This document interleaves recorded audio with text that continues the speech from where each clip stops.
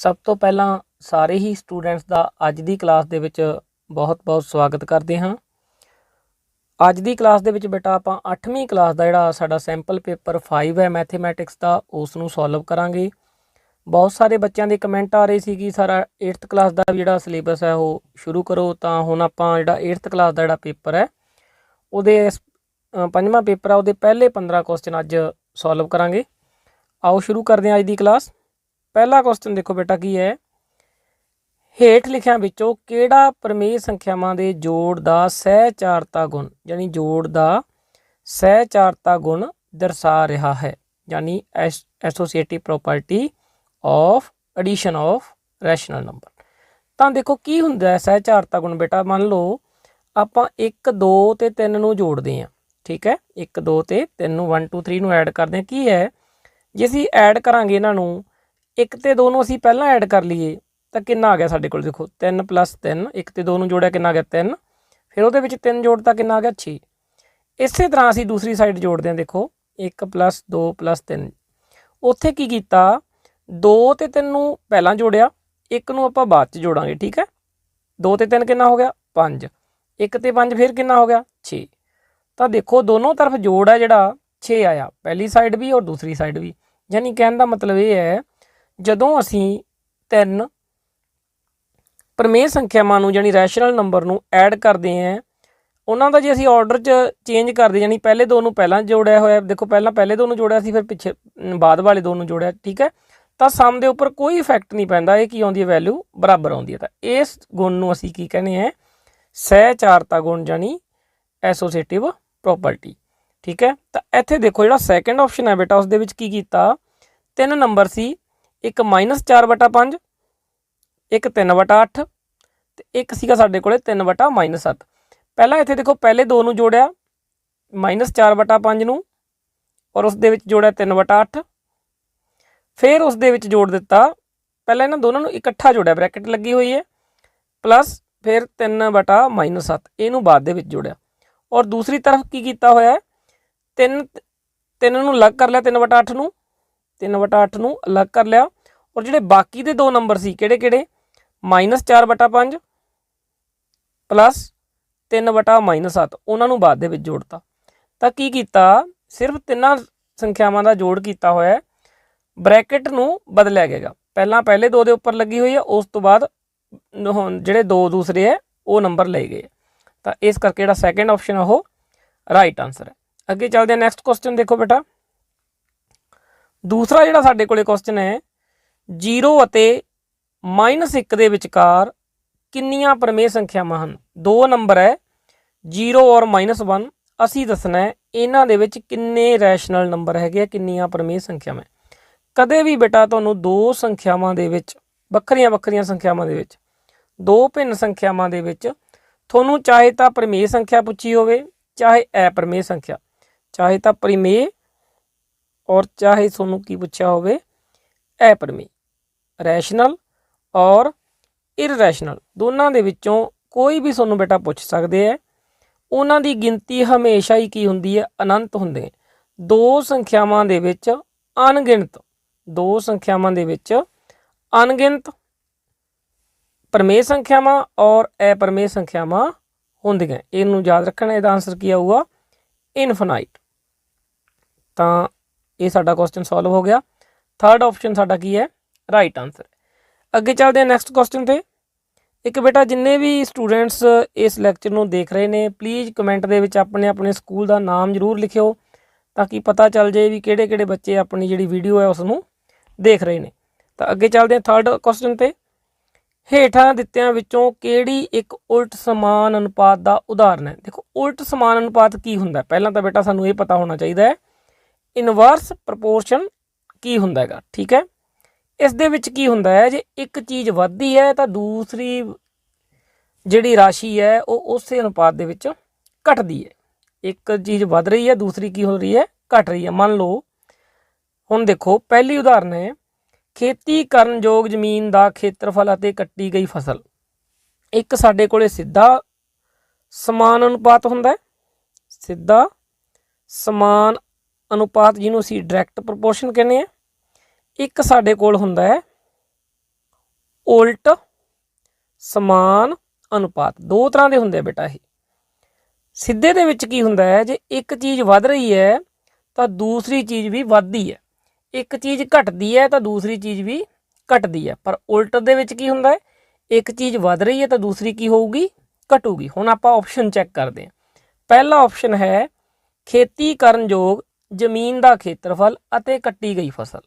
ਦੇਖੋ ਜਿੰਨੀ ਕਿਸੇ ਆਦਮੀ ਕੋਲੇ ਜ਼ਮੀਨ ਜ਼ਿਆਦਾ ਹੋਊਗੀ ਤਾਂ ਜਿਹੜੀ ਫਸਲ ਹੈ ਉਹ ਵੀ ਉਨੀ ਹੀ ਜ਼ਿਆਦਾ ਹੋਊਗੀ। ਤਾਂ ਦੋਨੇ ਚੀਜ਼ਾਂ ਵੱਧ ਰਹੀਆਂ। ਜੇ ਇੱਕ ਚੀਜ਼ ਘਟ ਰਹੀ ਹੈ ਦੂਸਰੀ ਘਟਦੀ ਹੋਵੇ, ਇੱਕ ਚੀਜ਼ ਵੱਧ ਰਹੀ ਹੈ ਦੂਸਰੀ ਵੀ ਵੱਧਦੀ ਹੋਵੇ, ਤਾਂ ਉੱਥੇ ਸਿੱਧਾ ਅਨੁਪਾਤ ਹੁੰਦਾ। ਇਸ ਕਰਕੇ ਸਾਡਾ ਆਨਸਰ ਨਹੀਂ ਹੈਗਾ, ਇੱਥੇ ਸਿੱਧਾ ਅਨੁਪਾਤ ਹੈ। ਅੱਗੇ ਹੈ ਸੇਬਾਂ ਦੀ ਕੀਮਤ ਅਤੇ ਖਰੀਦੇ ਗਏ ਸੇਬਾਂ ਦੀ ਮਾਤਰਾ। ਜਿੰਨੇ ਤੁਸੀਂ ਪੈਸੇ ਜ਼ਿਆਦਾ ਲਗਾਓਗੇ ਓਨੇ ਹੀ ਸੇਬਾਂ ਦੀ ਮਾਤਰਾ ਜ਼ਿਆਦਾ ਖਰੀਦ ਸਕਦੇ ਹੋ। ਮੰਨ ਲਓ ਅਸੀਂ ਜੇ 60 ਰੁਪਏ ਦੇ ਕਿਲੋ ਸੇਬ ਖਰੀਦਦੇ ਹਾਂ ਤਾਂ 120 ਰੁਪਏ ਦੇ ਕਿੰਨੇ ਖਰੀਦਾਂਗੇ, 2 ਕਿਲੋ। ਤਾਂ ਉਸੇ ਤਰੀਕੇ ਨਾਲ ਜੇ ਪੈਸੇ ਵੱਧ ਰਹੇ ਹੈ ਤਾਂ ਸੇਬਾਂ ਦੀ ਜਿਹੜੀ ਮਾਤਰਾ ਹੈ ਜਾਂ ਗਿਣਤੀ ਹੈ ਉਹ ਵੀ ਵੱਧ ਰਹੀ ਹੈ। ਤਾਂ ਇਹ ਵੀ ਇੱਕ ਸਿੱਧਾ ਅਨੁਪਾਤ ਦਾ ਉਦਾਹਰਨ ਹੈ। ਇਸ ਕਰਕੇ ਇਸ ਨੂੰ ਵੀ ਅਸੀਂ ਨਹੀਂ ਲੈਣਾ, ਇਹ ਸਿੱਧਾ ਸਮਾਨ ਅਨੁਪਾਤ ਹੈ। ਠੀਕ ਹੈ। ਅੱਗੇ ਇੱਕ ਸਮਾਨ ਚਾਲ, ਜਾਣੀ ਚਾਲ ਦੇ ਵਿੱਚ ਕੋਈ ਫਰਕ ਨਹੀਂ ਪੈ ਰਿਹਾ, ਕਿਸੇ ਯਾਤਰਾ ਵਿੱਚ ਲਿਆ ਗਿਆ ਸਮਾਂ ਜਾਣੀ ਜਿਹੜਾ ਟਾਈਮ ਹੈ ਉਹ, ਅਤੇ ਤੈਅ ਕੀਤੀ ਗਈ ਦੂਰੀ। ਦੇਖੋ ਚਾਲ ਹੈ ਜਿਹੜੀ ਗੱਡੀ ਦੀ, ਜਿਹੜੀ ਸਪੀਡ ਹੈ ਉਹ ਸਥਿਰ ਹੈ, ਉਸ ਦੇ ਵਿੱਚ ਕੋਈ ਚੇਂਜ ਨਹੀਂ। ਔਰ ਜਿਹੜੀ ਸਾਡੇ ਕੋਲੇ ਜਦੋਂ ਜਿਵੇਂ ਜਿਵੇਂ ਟਾਈਮ ਵਧੂਗਾ ਉਸੇ ਤਰੀਕੇ ਨਾਲ ਜਿਹੜੀ ਤੈਅ ਕੀਤੀ ਗਈ ਦੂਰੀ ਆ ਉਹ ਵੀ ਵਧੂਗੀ। ਮੰਨ ਲਓ ਅਸੀਂ ਘੰਟੇ ਦੇ ਵਿੱਚ 10 ਕਿਲੋਮੀਟਰ ਜਾਂਦੇ ਹਾਂ ਤਾਂ 2 ਘੰਟਿਆਂ ਦੇ ਵਿੱਚ ਕਿੰਨਾ ਜਾਵਾਂਗੇ, 20 ਕਿਲੋਮੀਟਰ। ਠੀਕ ਹੈ। ਤਾਂ ਇਸ ਕਰਕੇ ਇੱਥੇ ਵੀ ਕੀ ਹੈ, ਸਿੱਧਾ ਸਮਾਨ ਅਨੁਪਾਤ ਹੈਗਾ, ਇਹ ਵੀ ਸਾਡਾ ਆਨਸਰ ਨਹੀਂ ਹੈਗਾ। ਅਗਲਾ ਆਪਸ਼ਨ ਦੇਖੋ ਕੀ ਹੈ, ਕਿਸੇ ਦੇਸ਼ ਦੀ ਜਨਸੰਖਿਆ ਅਤੇ ਪ੍ਰਤੀ ਵਿਅਕਤੀ ਜ਼ਮੀਨ ਦਾ ਖੇਤਰਫਲ। ਜੇ ਕਿਸੇ ਦੇਸ਼ ਦੀ ਜਨਸੰਖਿਆ ਜ਼ਿਆਦਾ ਹੈ ਤਾਂ ਜਗ੍ਹਾ ਕੀ ਹੈ, ਘੱਟ ਹੋਊਗੀ, ਪ੍ਰਤੀ ਵਿਅਕਤੀ ਜਿਹੜਾ ਖੇਤਰਫਲ ਆ ਉਹ ਘਟੂਗਾ। ਕਿਵੇਂ, ਮੰਨ ਲਓ ਇੱਕ ਆਪਣੇ ਕੋਲੇ ਘਰ ਦੀ ਹੀ ਉਦਾਹਰਨ ਲੈ ਲਈਏ। ਜੇ ਆਪਣੇ ਕੋਲੇ ਘਰ ਦੇ ਵਿੱਚ ਮੰਨ ਲਓ 2 ਕਮਰੇ ਹੈ ਔਰ 2 ਵਿਅਕਤੀ ਹੈ ਤਾਂ ਦੋਨਾਂ ਨੂੰ ਇੱਕ ਕਮਰਾ ਆ ਗਿਆ। ਠੀਕ ਹੈ। ਜੇ ਸਾਡੇ ਕੋਲ ਵਿਅਕਤੀ 4 ਹੋਣਗੇ ਤਾਂ ਇੱਕ ਕਮਰੇ ਦੇ ਵਿੱਚ 2 ਵਿਅਕਤੀਆਂ ਨੂੰ ਐਡਜਸਟ ਹੋਣਾ ਪਊਗਾ, ਯਾਨੀ ਕਮਰਿਆਂ ਦੀ ਗਿਣਤੀ ਘਟ ਜੂਗੀ। ਤਾਂ ਇਸ ਕਰਕੇ ਇੱਥੇ ਕੀ ਹੈ, ਉਲਟ ਸਮਾਨ ਅਨੁਪਾਤ ਹੈ, ਇੱਕ ਚੀਜ਼ ਵੱਧ ਰਹੀ ਹੈ ਦੂਸਰੀ ਚੀਜ਼ ਘਟ ਰਹੀ ਹੈ। ਤਾਂ 4th ਆਪਸ਼ਨ ਸਾਡਾ ਕੀ ਹੈ, ਰਾਈਟ ਆਨਸਰ ਹੈ। ਅੱਗੇ ਦੇਖੋ ਬੇਟਾ ਨੈਕਸਟ ਕੁਐਸਚਨ, ਪ੍ਰਮੇय ਸੰਖਿਆ -p/q ਦਾ ਜੋੜਾਤਮਕ ਉਲਟ, ਐਡੀਟਿਵ ਇਨਵਰਸ ਪੁੱਛਿਆ ਹੋਇਆ ਸਾਨੂੰ। ਜੋੜਾਤਮਕ ਉਲਟ ਜਾਣੀ ਐਡੀਟਿਵ ਇਨਵਰਸ। ਤਾਂ ਇੱਥੇ ਕੀ ਹੁੰਦਾ ਹੈ, ਸਾਈਨ ਚੇਂਜ ਕਰਨਾ। ਜਦੋਂ ਤੁਹਾਨੂੰ ਜੋੜ ਉਲਟ ਪੁੱਛਿਆ ਹੋਇਆ ਹੈ ਜਾਣੀ ਐਡੀਟਿਵ ਇਨਵਰਸ ਪੁੱਛਿਆ ਹੋਇਆ ਹੈ ਤਾਂ ਤੁਸੀਂ ਬੇਟਾ ਕੀ ਕਰਨਾ, ਉਹਦਾ ਜਿਹੜਾ ਸਾਈਨ ਹੈ ਉਹ ਚੇਂਜ ਕਰ ਦੇਣਾ। ਜੇ -p/q ਦਾ ਪੁੱਛਿਆ ਹੋਇਆ ਹੈ ਤਾਂ ਉਹ ਕੀ ਆਊਗਾ, +p/q। ਅਸੀਂ ਉਸ ਦਾ ਜਿਹੜਾ ਸਾਈਨ ਆ ਉਹ ਚੇਂਜ ਕਰ ਦਾਂਗੇ, ਯਾਨੀ +5 ਦਾ ਕੀ ਹੁੰਦਾ ਹੈਗਾ, -5। ਔਰ ਜੇ ਸਾਨੂੰ ਪੁੱਛਿਆ ਹੁੰਦਾ -5 ਦਾ ਤਾਂ ਸਾਡਾ ਕੀ ਹੋਊਗਾ ਆਨਸਰ, +5। ਠੀਕ ਹੈ। ਜੋੜ ਉਲਟ ਐਡੀਟਿਵ ਇਨਵਰਸ ਦੇ ਵਿੱਚ ਅਸੀਂ ਸਾਈਨ ਚੇਂਜ ਕਰਨਾ ਹੁੰਦਾ ਹੈ। ਤਾਂ ਇੱਥੇ ਸਾਡਾ ਆਨਸਰ ਕੀ ਹੋ ਜਾਊਗਾ, p/q, ਯਾਨੀ 4th ਆਪਸ਼ਨ ਸਾਡਾ ਰਾਈਟ ਆਨਸਰ ਹੈ। ਤਾਂ ਅੱਗੇ ਚੱਲਦੇ ਹਾਂ ਨੈਕਸਟ ਕੁਐਸਚਨ ਤੇ। 5ਵਾਂ ਜਿਹੜਾ ਕੁਐਸਚਨ ਹੈ ਬੇਟਾ ਦੇਖੋ ਕੀ ਹੈ, ਜਦੋਂ ਇੱਕ ਪਾਸੇ ਨੂੰ ਇੱਕ ਵਾਰ ਸੁੱਟਿਆ ਜਾਂਦਾ ਹੈ ਤਾਂ 3 ਦੇ ਗੁਣਜ ਸੰਖਿਆ ਦੇ ਪ੍ਰਾਪਤ ਹੋਣ ਦੀ ਸੰਭਾਵਨਾ ਕੀ ਹੈ। ਤਾਂ ਮਲਟੀਪਲ ਆਫ 3 ਦੀ ਸਾਨੂੰ ਜਿਹੜੀ ਪ੍ਰੋਬੈਬਿਲਿਟੀ ਹੈ ਉਹ ਪੁੱਛੀ ਹੋਈ ਹੈ। ਜਦੋਂ ਇੱਕ ਕੋਇਨ ਨੂੰ ਇੱਕ ਪਾਸੇ ਨੂੰ ਟੌਸ ਕਰਦੇ ਹੈ ਤਾਂ ਕੁੱਲ ਪਰਿਣਾਮ ਹੁੰਦੇ ਜਿਹੜੇ ਟੋਟਲ ਆਊਟਕਮਜ ਹੁੰਦੀਆਂ ਸਾਡੀਆਂ, ਕੁੱਲ ਪਰਿਣਾਮ ਟੋਟਲ ਆਊਟਕਮਜ ਉਹ ਕਿੰਨੀਆਂ ਹੁੰਦੀਆਂ, ਟੋਟਲ ਉਹ ਸਾਡੇ ਕੋਲ ਦੇਖੋ ਇੱਕ ਵੀ ਆ ਸਕਦਾ। ਜਿਹੜਾ ਪਾਸਾ ਹੁੰਦਾ ਬੇਟਾ ਲੂਡੋ ਖੇਡਣ ਵਾਲੀ ਜਿਹੜੀ ਡੀਟੀ ਹੁੰਦੀ ਆਪਾਂ ਉਹਨੂੰ ਕਹਿੰਦੇ। ਠੀਕ ਹੈ। 1 ਤੋਂ ਲੈ ਕੇ ਉੱਤੇ 6 ਤੱਕ ਗਿਣਤੀ ਹੁੰਦੀ ਹੈ। ਜਦੋਂ ਉਹਨੂੰ ਟੌਸ ਕਰਾਂਗੇ ਤਾਂ 6 ਦੇ ਵਿੱਚੋਂ ਕੋਈ ਵੀ ਨੰਬਰ ਟੌਪ ਦੇ ਉੱਪਰ ਆ ਸਕਦਾ। ਤਾਂ ਕੁੱਲ ਪਰਿਣਾਮ ਕਿੰਨੇ ਹੋ ਗਏ, 6 ਹੋ ਗਏ। ਹੁਣ ਸਾਨੂੰ ਜਿਹੜੀ ਸੰਭਾਵਨਾ ਪੁੱਛੀ ਹੋਈ ਸੀ ਕੀ ਸੀ, 3 ਦੇ ਗੁਣਜ। 3 ਦੇ ਗੁਣਜ, ਤਾਂ 3 ਦੇ ਗੁਣਜ ਕਿਹੜੇ ਕਿਹੜੇ ਹੁੰਦੇ ਆ, ਜਿਹੜੇ 3 ਦੇ ਪਹਾੜੇ 'ਚ ਹੋਣ। ਤਾਂ 3 ਦੇ ਪਹਾੜੇ 'ਚ ਕਿਹੜੇ ਕਿਹੜੇ ਹੋਣਗੇ, 3 ਹੋਊਗਾ ਔਰ 6 ਹੋਊਗਾ, 3 ਔਰ 6। ਤਾਂ ਕਿੰਨੇ ਹੋ ਗਏ ਸਾਡੇ ਕੋਲ, 2।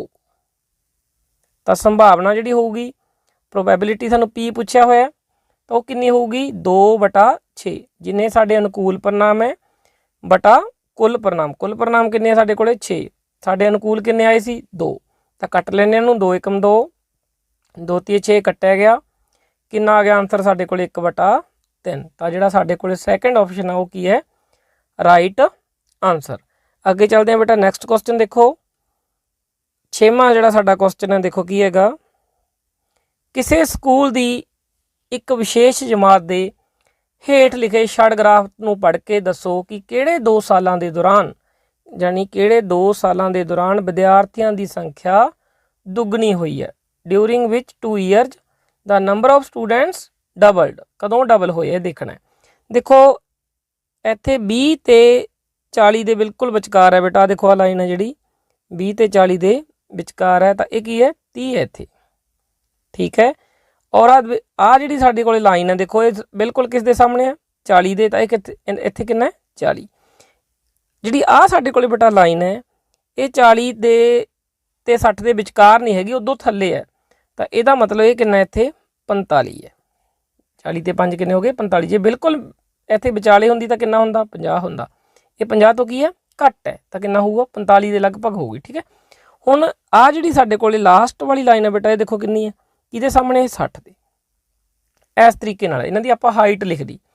ਹੁਣ ਦੇਖੋ ਇੱਥੇ ਸਾਡੇ ਕੋਲੇ 2000 ਦੇ ਵਿੱਚ ਜਿਹੜੇ ਅੰਕ ਸੀਗੇ ਸਾਡੇ ਕੋਲੇ ਕਿਹੜੇ 2 ਸਾਲਾਂ ਦੇ ਵਿੱਚ, ਅੱਛਾ ਵਿਦਿਆਰਥੀਆਂ ਦੀ ਜਿਹੜੀ ਗਿਣਤੀ ਇੱਧਰ ਕੀ ਦਿੱਤਾ ਹੋਇਆ ਬੇਟਾ, ਵਿਦਿਆਰਥੀਆਂ ਦੀ ਗਿਣਤੀ ਜਿਹੜੀ ਸਾਡੇ ਕੋਲ ਸਨ 2000 ਦੀ ਗੱਲ ਕੀਤੀ ਹੈ ਉਦੋਂ ਕਿੰਨੇ ਵਿਦਿਆਰਥੀ ਹੈ ਦੇਖੋ ਕਲਾਸ ਦੇ ਵਿੱਚ 30, ਔਰ 2003 ਦੇ ਵਿੱਚ ਕਿੰਨੇ ਆ ਸਾਡੇ ਕੋਲੇ 60। ਤਾਂ ਇੱਥੇ ਜਿਹੜੀ ਸੰਖਿਆ ਹੈ 30 ਦਾ ਡਬਲ ਹੋ ਗਈ, 30 ਗੁਣਾ 2 ਹੋ ਗਈ। 30 ਦੀ ਜਦੋਂ 2 ਨਾਲ ਗੁਣਾ ਕਰਾਂਗੇ ਤਾਂ ਇੱਥੇ ਸੰਖਿਆ ਕੀ ਹੋ ਗਈ ਸਾਡੇ ਕੋਲੇ ਡਬਲ ਹੋ ਰਹੀ ਹੈ। ਤਾਂ ਕਿਹੜੇ ਸਾਲ ਹੋ ਰਹੀ ਹੈ 2000 ਤੋਂ 2003 ਦੇ ਵਿੱਚ ਜਾ ਕੇ ਡਬਲ ਹੋ ਰਹੀ ਹੈ। ਤਾਂ ਇਹੀ ਸਾਨੂੰ ਪੁੱਛਿਆ ਸੀ ਕਿਹੜੇ 2 ਸਾਲਾਂ ਦੇ ਦੌਰਾਨ ਵਿਦਿਆਰਥੀਆਂ ਦੀ ਸੰਖਿਆ ਦੁੱਗਣੀ ਹੋਈ ਹੈ ਯਾਨੀ ਡਬਲ ਹੋਈ ਹੈ। ਤਾਂ ਆਪਾਂ ਦੇਖਦੇ ਹਾਂ ਆਨਸਰ ਦੇ ਵਿੱਚ ਚੈੱਕ ਕਰਦੇ ਹਾਂ ਕਿੱਥੇ ਆਨਸਰ।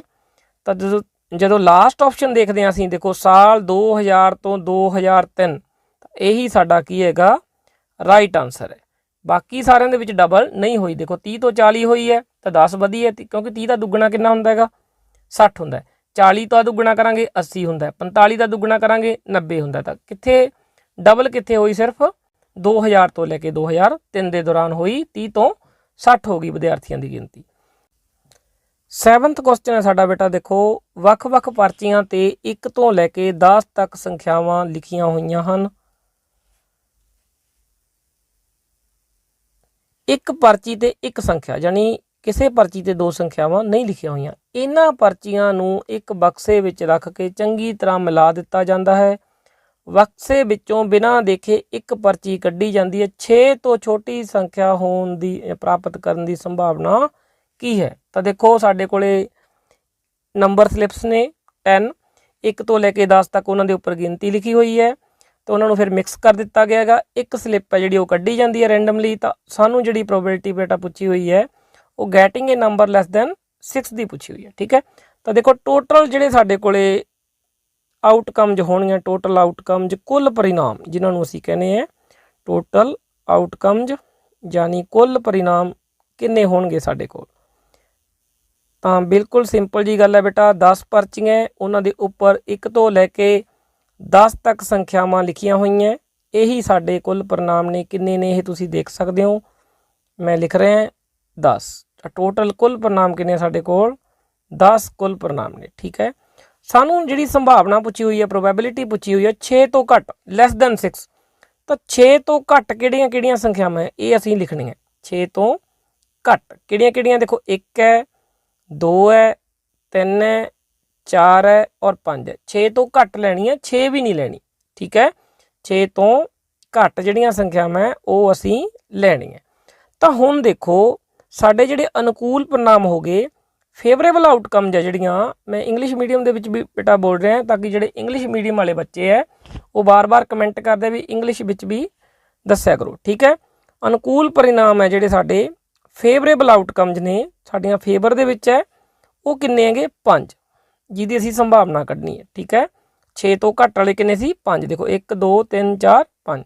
ਤਾਂ ਇਹਨਾਂ ਦੀ ਸੰਭਾਵਨਾ ਕੀ ਹੋ ਜੂਗੀ, P ਕੀ ਹੋਊਗਾ 5/10। 5/10 ਬਟ ਇਹ ਹਮੇਸ਼ਾ ਕੁੱਲ ਲੱਗਦਾ ਹੁੰਦਾ, ਕੱਟ ਲਓ ਇਹਨੂੰ, 5 × 5 5 दूनी 10 ਤਾਂ ਕਿੰਨਾ ਆ ਗਿਆ 1/2।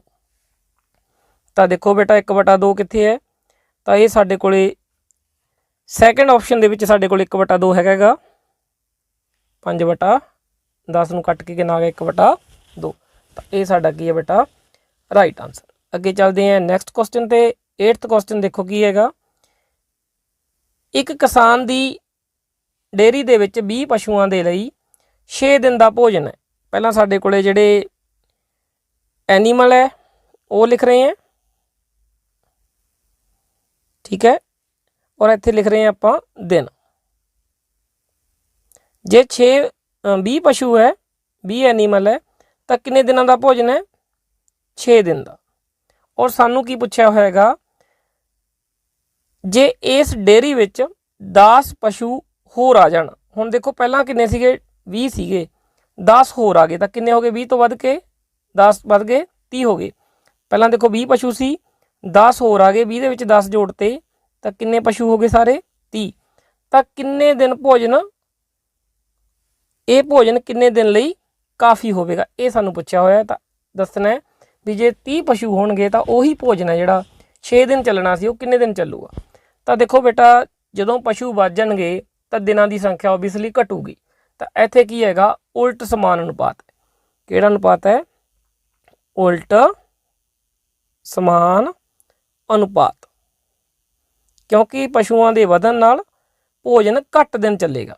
तो उत्थे किहड़ा अनुपात हुंदा हैगा? उल्ट अनुपात हुंदा है।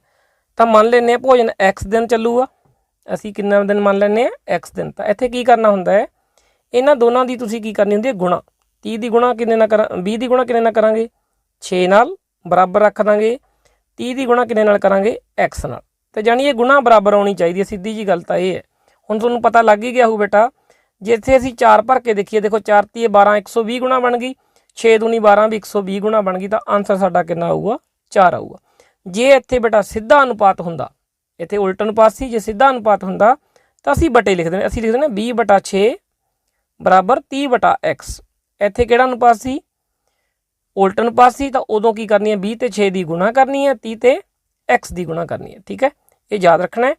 हुण इत्थे असीं गुणा करती तो जिहड़ा 30 इधर बटे च आ जाऊगा, 20 × 6/30 उधर की रह गया x, इनू कैंसल कर दो, 6 × 6 6 5 30, 5 इधर कट्टा जाऊगा, 5 चौका 20, तो x की वैल्यू कितनी आ गई 4। तो जिहड़ा भोजन है वो किन्ने दिन चलूगा 4 दिन चलूगा। जां सीधा भी तुसीं याद रख सकते हो, जदों उल्ट समान अनुपात हुंदा है इन्हां दोनों की मल्टीप्लाई 20 ते 6 की गुणा कितनी आ गई 120, और इधर इन्हां दोनों की गुणा भी कितनी आनी चाहिए 120 आनी चाहिए। तो जो असीं x की वैल्यू 4 पुट करते हैं तो 4 × 12 कितना बन रहा है 120।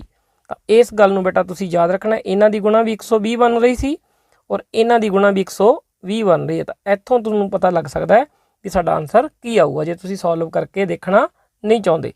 तो सैकेंड ऑप्शन बेटा साडा राइट आंसर है। अगे चलते हैं नैक्सट क्वेश्चन ते। अगे है 53.07 का विस्तृत रूप चुनो। तो इसनूं असीं सॉल्व करते हैं, जिहड़ी एक्सपेंडेड फॉर्म है वो असीं इसदी दसनी है। देखो बिल्कुल सिंपल जी गल है बेटा, पहला 53.07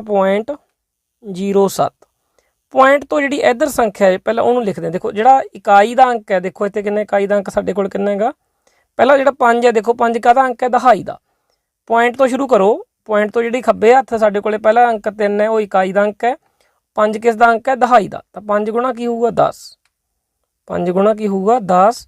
3 इकाई का अंक है तो 3 गुणा की होगा 1। दहाई 10 नूं कहने हैं, इकाई 1 नूं कहने हैं। तो जी 53 संख्या से उन्होंने की लिख सकते हैं आप 5 गुणा 10 + 3 गुणा 1। ਜਿਹੜੇ पॉइंट तो इधर ਜਿਹੜੇ ਹੁੰਦੇ ਆ ਉਹ ਹੁੰਦੇ ਆ ਦਸ਼ਮਲਵ। ਤਾਂ ਉਹ ਕੀ ਹੁੰਦਾ, ਜਿਹੜਾ ਪਹਿਲਾ ਹੈਗਾ ਉਹ ਹੈਗਾ 0/10। ਪਹਿਲਾ ਜਿਹੜਾ ਪੁਆਇੰਟ ਦੇ ਅੰਕ ਹੁੰਦਾ ਹੈ 10ਵਾਂ, ਜਿਹਨੂੰ ਅਸੀਂ ਕਹਿੰਦੇ ਆ ਇਹ ਹੁੰਦਾ 0/10। और उस तो बाद वाला ਜਿਹੜਾ ਹੁੰਦਾ ਹੈਗਾ दूसरा ਉਹ ਹੁੰਦਾ 7/100 यानी 100वां, ठीक है। इस तरह तीसरा ਹੁੰਦਾ तो 1000 लग जाता। तो देखो मैच करो, जी आ वैल्यू है 0/10, इनू बेटा चाहे लिखो चाहे ना लिखो कोई फर्क नहीं पैंदा। तो ये साढ़े को इन शॉर्टकट लिखना हो जाऊगा 5 गुणा 10 + 3 गुणा 1 + 7/100। तो जिथे ये तुहानू आंसर मिलूगा वो साडा राइट आंसर होगा। तो देखो कित्थे है ਇਹ ਸਾਡੇ ਕੋਲੇ ਪਹਿਲੇ ਆਪਸ਼ਨ ਦੇ ਵਿੱਚ ਹੀ ਦੇਖੋ, ਨਹੀਂ ਪਹਿਲੇ 'ਚ ਨਹੀਂ ਹੈਗਾ। 5 ਗੁਣਾ 100 ਹੈ, ਨਹੀਂ ਹੈਗਾ। 5 ਗੁਣਾ 100 ਇਹ ਵੀ ਨਹੀਂ ਹੈਗਾ। ਦੂਸਰੇ ਦੇ ਵਿੱਚ ਦੇਖੋ 5 ਗੁਣਾ 10 ਠੀਕ ਹੈ, 3 ਗੁਣਾ 1 ਠੀਕ ਹੈ, ਪਰ 7 ਗੁਣਾ 1/10 ਹੈ, ਨਹੀਂ 7 ਬਟਾ ਕੀ ਹੋਣਾ ਚਾਹੀਦਾ 100 ਹੋਣਾ ਚਾਹੀਦਾ। ਤਾਂ ਲਾਸਟ ਆਪਸ਼ਨ ਬਿਲਕੁਲ ਸਹੀ ਹੈ। ਦੇਖੋ 5 ਗੁਣਾ 10 ਹੋ ਗਿਆ, 3 ਗੁਣਾ 1 ਹੋ ਗਿਆ, 7 ਗੁਣਾ 1/100 ਹੋ ਗਿਆ, ਬਿਲਕੁਲ ਠੀਕ ਹੈ। ਇਹੀ ਸਾਡਾ ਕੀ ਐਕਸਪੈਂਡਡ ਫਾਰਮ ਹੈ। ਅੱਗੇ ਚੱਲਦੇ ਹਾਂ ਨੈਕਸਟ ਕੁਐਸਚਨ ਤੇ। 10ਵਾਂ ਕੁਐਸਚਨ ਦੇਖੋ, ਹੇਠਾਂ ਦਿੱਤੀਆਂ ਸੂਚੀਆਂ ਵਿੱਚੋਂ ਕਿਹੜੀਆਂ ਸੰਖਿਆਵਾਂ ਘਟਦੇ ਕ੍ਰਮ ਵਿੱਚ ਹਨ। ਤਾਂ ਦੇਖੋ ਸਾਰੇ ਕਿਤੇ ਜਿਹੜੇ ਨੰਬਰ ਹੈ ਬੇਟਾ ਉਹ ਲਗਭਗ ਸੇਮ ਹੀ ਹੈ। ਤਾਂ ਇਹਨਾਂ ਨੂੰ ਆਪਾਂ ਲਿਖਦੇ ਹਾਂ। ਪਹਿਲੀ ਜਿਹੜੀ ਸੰਖਿਆ ਦੇਖੋ ਕਿ 0.355। ਉਸ ਤੋਂ ਬਾਅਦ ਜਿਹੜੀ ਸੰਖਿਆ ਹੈ ਉਹ ਹੈਗੀ ਹੈ 0.4। ਪੁਆਇੰਟ ਦੇ ਥੱਲੇ ਬੇਟਾ ਪੁਆਇੰਟ ਲਿਖੋ, ਇਹ ਗੱਲ ਨੂੰ ਯਾਦ ਰੱਖਣਾ ਹੈ। ਅੱਗੇ 0.43, ਉਦੋਂ ਬਾਅਦ 0.444। ਦੇਖੋ ਕਈ ਸੰਖਿਆਵਾਂ 3 ਦਸ਼ਮਲਵ ਸਥਾਨ ਤੱਕ ਹੈ, ਕਈ 2 ਤੱਕ ਹੈ, ਕੋਈ 1 ਤੱਕ ਹੈ। ਤਾਂ ਪਹਿਲਾਂ ਆਪਾਂ ਇਹਨਾਂ ਨੂੰ ਇੱਕੋ ਜਿੱਕੀਆਂ ਕਰਦੇ ਹਾਂ। ਜਿੱਥੇ ਘੱਟ ਹੈ ਉੱਥੇ ਕੀ ਲਗਾਉਣੀ ਪੈਂਦੀ ਹੈ ਸਾਨੂੰ 0। 3 ਦਸ਼ਮਲਵ ਤੱਕ ਅਸੀਂ ਪੂਰੀਆਂ ਕਰ ਲਈਆਂ। ਹੁਣ ਸਭ ਤੋਂ ਵੱਡੀ ਕਿਹੜੀ ਇਹਨਾਂ 'ਚੋਂ ਆਪਾਂ ਲਿਖਣੀ ਹੈ ਘਟਦੇ ਕ੍ਰਮ ਦੇ ਵਿੱਚ, ਡਿਸੈਂਡਿੰਗ ਆਰਡਰ ਦੇ ਵਿੱਚ ਸਭ ਤੋਂ ਵੱਡੀ ਕਿਹੜੀ ਹੈ 0.444। ਇਹ ਸਭ ਤੋਂ ਵੱਡੀ ਹੈ, ਲਾਸਟ ਵਾਲੀ ਦੇਖੋ। ਉਦੋਂ ਛੋਟੀ ਕਿਹੜੀ ਹੈ ਹੁਣ ਉਹ ਲਿਖਦੇ ਹਾਂ 0.430। ਉਦੋਂ ਬਾਅਦ ਕਿਹੜੀ ਆਊਗੀ 0.400। ਉਦੋਂ ਬਾਅਦ ਕਿਹੜੀ ਆਊਗੀ 0.355। ਤਾਂ ਦੇਖੋ ਇਹ ਆਨਸਰ ਕਿੱਥੇ ਮੈਚ ਕਰ ਰਿਹਾ ਤੁਹਾਡੇ ਕੋਲ 0.444। ਦੇਖੋ ਇਹਦੇ ਵਿੱਚ ਪਹਿਲਾਂ ਨਹੀਂ ਹੈਗਾ, ਇਹਦੇ ਵਿੱਚ ਵੀ ਨਹੀਂ ਹੈਗਾ, ਇਹਦੇ ਵਿੱਚ ਵੀ ਨਹੀਂ ਹੈਗਾ। ਤਾਂ ਲਾਸਟ ਆਪਸ਼ਨ ਦੇ ਵਿੱਚ ਹੀ ਦੇਖੋ ਪਹਿਲੀ ਸੰਖਿਆ 0.444 ਹੈ। ਤਾਂ ਇਹੀ ਸਾਡਾ ਰਾਈਟ ਆਨਸਰ। ਅੱਗੇ ਚੱਲਦੇ ਨੈਕਸਟ ਕੁਐਸਚਨ ਦੇਖੋ 11ਵਾਂ ਕੁਐਸਚਨ। ਹੇਠ ਲਿਖਿਆਂ ਵਿੱਚੋਂ ਕਿਹੜਾ ਹੋ ਸਕਦਾ ਹੈ ਪਰ ਨਿਸ਼ਚਿਤ ਰੂਪ ਨਾਲ ਨਹੀਂ। ਜਾਣੀ ਇਹੋ ਜਿਹੀ ਅਸੀਂ ਘਟਨਾ ਦੇਖਣੀ ਹੈ ਜਿਹੜੀ ਘਟ ਸਕਦੀ ਹੈ ਪਰ ਪੱਕੇ ਤੌਰ ਤੇ ਨਹੀਂ, ਨਿਸ਼ਚਿਤ ਰੂਪ ਦੇ ਨਾਲ ਨਹੀਂ ਹੋਣੀ ਚਾਹੀਦੀ। ਹੋ ਸਕਦੀ ਹੈ ਪਰ ਨਿਸ਼ਚਿਤ ਨਹੀਂ। ਪਹਿਲੀ ਜਿਹੜੀ ਸੰਖਿਆ ਪਹਿਲਾ ਵੰਡ, ਇੱਕ ਪਾਸੇ ਨੂੰ ਸੁੱਟਣ ਤੇ 8 ਆਵੇਗਾ, ਕਦੇ ਵੀ ਨਹੀਂ ਆ ਸਕਦਾ ਇਹ ਤਾਂ। ਕਿਉਂ? ਕਿਉਂਕਿ ਜਿਹੜਾ ਪਾਸਾ ਹੁੰਦਾ ਹੈ ਬੇਟਾ ਉਹਦੇ ਤੇ ਸੰਖਿਆਵਾਂ 1 ਤੋਂ ਲੈ ਕੇ ਕਿੱਥੋਂ ਤੱਕ ਹੁੰਦੀਆਂ 6 ਤੱਕ ਹੁੰਦੀਆਂ ਸਿਰਫ। ਤਾਂ 8 ਤਾਂ ਉਹ ਤੇ ਆ ਹੀ ਨਹੀਂ ਸਕਦਾ। ਅੱਗੇ ਹੈ ਇੱਕ ਸਿੱਕਾ ਉਛਾਲਣ ਤੇ ਇੱਕ ਚਿੱਤ ਪ੍ਰਾਪਤ ਹੋਵੇਗਾ। ਹਾਂ, ਜਦੋਂ ਅਸੀਂ ਇੱਕ ਕੋਇਨ ਨੂੰ ਟੌਸ ਕਰਦੇ ਹਾਂ, ਹੈੱਡ ਜਾਂ ਟੇਲ ਦੋਨਾਂ ਦੇ ਵਿੱਚੋਂ ਹੈੱਡ ਵੀ ਆ ਸਕਦਾ ਔਰ ਟੇਲ ਵੀ ਆ ਸਕਦਾ। ਯਾਨੀ ਇਹ ਘਟਨਾ ਜਿਹੜੀ ਹੈਗੀ ਹੈ ਇਹ ਹੋ ਵੀ ਸਕਦੀ ਹੈ ਪਰ ਪੱਕੇ ਤੌਰ ਤੇ ਨਹੀਂ। ਜ਼ਰੂਰੀ ਨਹੀਂ ਹਰ ਵਾਰ ਚਿੱਤ ਹੀ ਆਵੇ, ਟੇਲ ਵੀ ਤਾਂ ਆ ਸਕਦਾ ਨਾ। ਇਹ ਸਾਡਾ ਆਨਸਰ ਹੋ ਸਕਦਾ ਹੈ। ਇਸ ਨੂੰ ਅਸੀਂ ਇੱਕ ਵਾਰ ਟਿਕ ਕਰ ਲੈਂਦੇ ਹਾਂ ਵੀ ਹਾਂ ਇਹ ਠੀਕ ਹੈ। ਅੱਗੇ ਜਨਵਰੀ ਦੇ ਮਹੀਨੇ ਦੇ ਵਿੱਚ 31 ਦਿਨ ਹੋਣਗੇ, ਬਿਲਕੁਲ ਸ਼ੋਰ ਹੈ ਤਾਂ ਹੋਣਗੇ, ਨਿਸ਼ਚਿਤ ਰੂਪ ਨਾਲ ਸਹੀ ਹੈ। ਇਹ ਥੋੜ੍ਹੀ ਵੀ ਕਦੇ ਨਹੀਂ ਹੋ ਸਕਦੇ। ਤਾਂ ਉਹਨਾਂ ਨੇ ਇਹ ਕਿਹਾ ਸੀ ਉੱਪਰ ਸਟੇਟਮੈਂਟ ਨੂੰ ਪੜ੍ਹਦੇ ਹਾਂ ਜੇ ਕਿਹੜਾ ਹੋ ਸਕਦਾ ਪਰ ਨਿਸ਼ਚਿਤ ਰੂਪ ਨਾਲ ਨਹੀਂ। ਇੱਥੇ ਜਿਹੜੀ ਗੱਲ ਹੈ 31 ਦਿਨ ਵਾਲੀ ਇਹ ਨਿਸ਼ਚਿਤ ਹੈ, ਪੱਕਾ ਹੈ, ਤਾਂ ਇਹ ਤਾਂ ਹੋਣੀ ਹੈ। ਠੀਕ ਹੈ, ਇਸ ਕਰਕੇ ਇਹ ਸਾਡਾ ਆਨਸਰ ਨਹੀਂ ਹੋ ਸਕਦਾ। ਅਸੀਂ ਇਹੋ ਜਿਹੀ ਘਟਨਾ ਚੁਣਨੀ ਹੈ ਜਿਹੜੀ ਹੋ ਵੀ ਸਕਦੀ ਹੈ ਔਰ ਨਹੀਂ ਵੀ। ਅੱਗੇ ਹੈ ਅਗਲੀ ਟ੍ਰੈਫਿਕ ਲਾਈਟ ਹਰੀ ਮਿਲੇਗੀ। ਹੁਣ ਅਸੀਂ ਰੋਡ ਤੇ ਬੇਟਾ ਜਾ ਰਹੇ ਹਾਂ, ਮੰਨ ਲਓ ਸਾਨੂੰ ਹੁਣ ਰੈੱਡ ਲਾਈਟ ਮਿਲੀ ਹੈ ਤਾਂ ਸਾਡੀ ਗੱਡੀ ਖੜ ਗਈ। ਹੁਣ ਹੋ ਸਕਦਾ ਜਿਹੜੀ ਅਗਲੀ ਸਾਨੂੰ ਲਾਈਟ ਮਿਲੇ ਉਹ ਗ੍ਰੀਨ ਮਿਲ ਜੇ, ਔਰ ਜ਼ਰੂਰੀ ਨਹੀਂ ਮਿਲੂਗੀ, ਹੋ ਸਕਦਾ ਉੱਥੇ ਫਿਰ ਰੈੱਡ ਲਾਈਟ ਮਿਲ ਜੇ। ਤਾਂ ਜਿਹੜੀ ਚੌਥੀ ਸਾਡੀ ਘਟਨਾ ਹੈ ਇਹ ਵੀ ਸਾਡੀ ਹੋ ਸਕਦਾ ਸਾਡਾ ਆਨਸਰ। ਤਾਂ ਦੇਖੋ ਦੂਸਰਾ ਔਰ ਚੌਥਾ ਕਿੱਥੇ ਆ ਤੁਹਾਡੇ ਕੋਲ, ਦੂਸਰਾ ਔਰ ਚੌਥਾ ਤੀਸਰੇ ਆਪਸ਼ਨ ਦੇ ਵਿੱਚ ਤੁਹਾਨੂੰ ਮਿਲ ਰਿਹਾ ਇਹ ਦੂਸਰਾ ਔਰ ਚੌਥਾ। ਇਹ ਸਾਡਾ ਕੀ ਹੈ ਬੇਟਾ ਰਾਈਟ ਆਨਸਰ ਹੈ। ਅੱਗੇ ਚੱਲਦੇ ਹਾਂ ਆਪਾਂ ਨੈਕਸਟ ਕੁਐਸਚਨ ਤੇ। ਉੱਪਰ ਦਿੱਤੀ ਸੰਖਿਆ ਰੇਖਾ ਨੂੰ ਦੇਖ ਕੇ ਦੱਸੋ ਕਿ ਹੇਠਾਂ ਦਿੱਤਿਆਂ ਵਿੱਚੋਂ ਕਿਸ ਦਾ ਮੁੱਲ ਸਭ ਤੋਂ ਜ਼ਿਆਦਾ ਹੈ। ਤਾਂ ਅਸੀਂ ਦੱਸਣਾ ਕਿਹੜੀ ਵੈਲਿਊ ਗ੍ਰੇਟੈਸਟ ਵੈਲਿਊ ਹੈ, ਜ਼ਿਆਦਾ ਵੈਲਿਊ ਹੈ। ਠੀਕ ਹੈ। ਅਸੀਂ ਮੰਨ ਲੈਣੇ ਦੇਖੋ ਜਿਹੜਾ 0 ਹੈ, 0 ਤੋਂ ਸੱਜੇ ਹੱਥ ਜਿਹੜੀ ਵੈਲਿਊ ਹੁੰਦੀ ਹੈ ਬੇਟਾ ਉਹ ਪਲੱਸ ਦੀ ਹੁੰਦੀ ਹੈ। b ਦੀ ਵੈਲਿਊ ਅਸੀਂ ਮੰਨ ਲਈ +2 ਹੈ। ਔਰ ਇਸੇ ਤਰ੍ਹਾਂ ਜਿਹੜੀ ਇੱਧਰਲੇ ਖੱਬੇ ਹੱਥ ਵੈਲਿਊ ਹੁੰਦੀ ਹੈ ਉਹ ਕਾਹਦੀ ਹੁੰਦੀ ਹੈ ਮਾਈਨਸ ਦੀ ਹੁੰਦੀ ਹੈ 0 ਤੋਂ ਖੱਬੇ ਹੱਥ। ਤਾਂ ਇਹ ਵੈਲਿਊ ਅਸੀਂ ਮੰਨ ਲੈਂਦੇ ਕਿੰਨੀ ਹੈ, a ਦੀ ਵੈਲਿਊ ਕਿੰਨੀ ਹੈ ਸਾਡੇ ਕੋਲ -2। ਹੁਣ b ਦੀ ਵੈਲਿਊ ਅਸੀਂ +2 ਮੰਨ ਲਈ ਔਰ a ਦੀ ਵੈਲਿਊ ਕਿੰਨੀ ਮੰਨ ਲਈ -2। ਪਹਿਲਾ ਜਿਹੜਾ ਸਾਡਾ ਬੇਟਾ ਆਨਸਰ ਹੈ ਉਹ ਹੈਗਾ a + b। पहला जिहड़ा आंसर है साडा A प्लस B। A की वैल्यू -2 सी, B की वैल्यू +2 सी। जो दोनों नूं असीं जोड़िया +2 ते -2 कितना बन गया 0। दोनों कट गए, एक माइनस का एक प्लस का, तो कितना आंसर आ गया 0।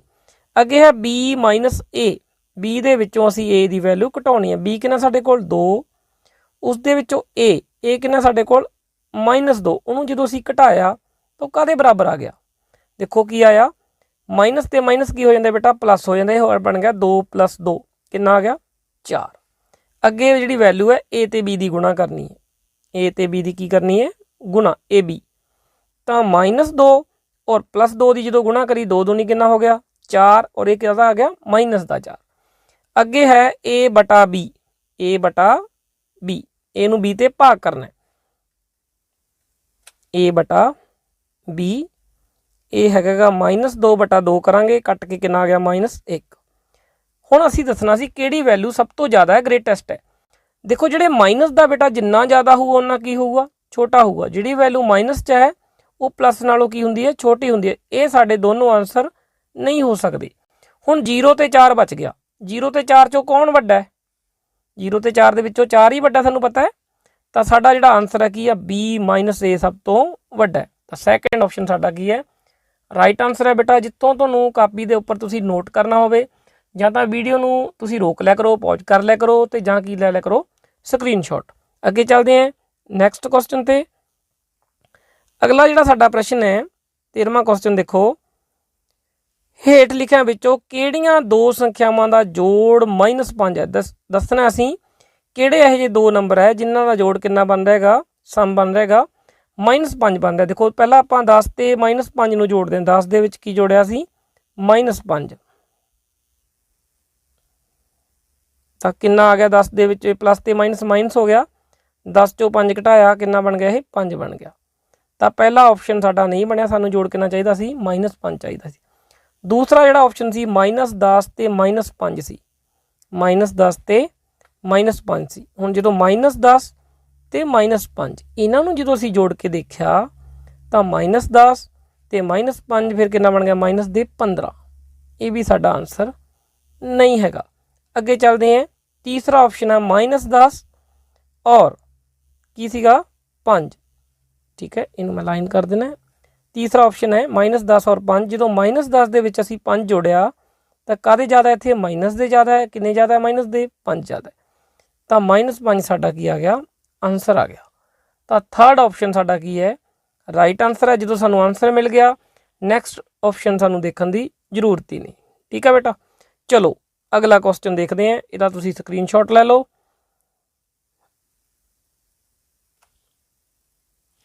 हेठां दिते चित्र लई सही कथन चुनो।